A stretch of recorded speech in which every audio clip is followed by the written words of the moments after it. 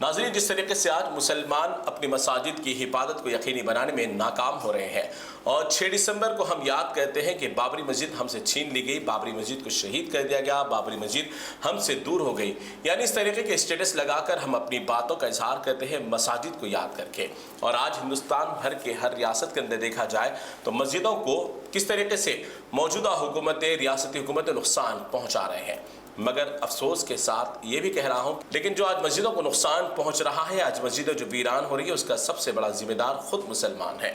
چلیے اگر ہم بات کریں کہ ویران مساجد کو آباد کرنے کی تو وہی بات ایک طرف ہے، لیکن حقیقی بات تو یہ آپ کو بتا دوں کہ آج کل مسجدوں کے آس پاس جس طریقے سے صاف صفائی کا خاص خیال رکھا جانا چاہیے، اس میں بار بار توجہ دلانے کے باوجود بھی مساجد کے پاس گندگیاں اور اس کے آزو بازو جو بھی خرابیاں ہوتی ہیں اسے دیکھ کر مقامی لیڈران وغیرہ بھی خاموش ہو جاتے ہیں۔ چلیے اس مسجد کو دیکھ لیجئے۔ اس مسجد کے تعلق سے ہم نے بارہا رپورٹ پیش کی ہے، بارہا لیڈران سے اس کے تعلق سے بات کی ہے۔ یہ مسجد ہے سراڑا کے علاقے نبیل کالونی میں موجود، اور اس مسجد کا نام ہے جیلانی مسجد، یعنی اس مسجد میں اطراف و اکناف کئی مسلمان موجود ہیں۔ اور اس مسجد کے جو سامنے آپ جو گندگی دیکھ رہے ہیں یہ آج کل کی نہیں ہے، بلکہ 4 اور 5 سال ہو رہے ہیں۔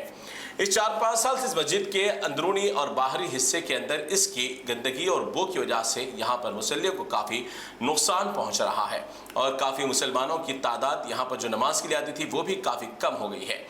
بارہا مقامی لیڈران کو اس بات کی طرف توجہ دلائی گئی ہے۔ اب یہاں پر بڑا سیاسی کھیل یہ ہے کہ اس کانسٹیٹنسی کو لگنے والے ایم پی بی جے پی سے تعلق رکھتے ہیں، اور اس کانسٹیٹنسی سے تعلق رکھنے والے M L A B R S سے تعلق رکھتے ہیں، اور اس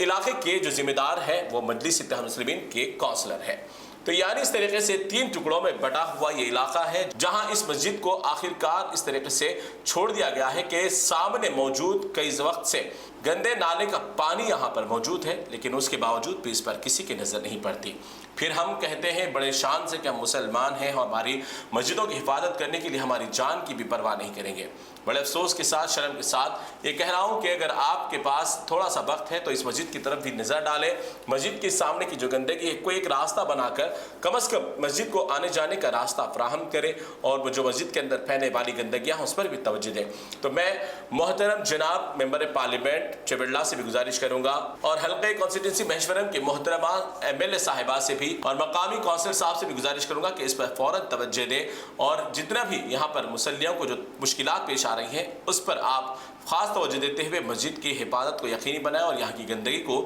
دور کریں۔ آپسی سیاسی جھگڑے ایک طرف، لیکن آج مسلمان آپسی مسلکی اختلافات کے اندر اپنی اپنی مساجد کی حفاظت کرنا بھی گوارا نہیں کر رہا ہے۔ تو بہرکیف یہ سراڑا نبیل کالونی کے اندر مسجد جیلانی کا یہ حال ہے۔ ہزاروں مسلمان موجود ہونے کے باوجود بھی گندے نالی کے درمیان یہ مسجد ہے، اور ہم مسلمان غفلت کا شکار ہیں۔ اب اس کا ذمہ دار کون ہے، سیاست یا پھر خود مسلمان؟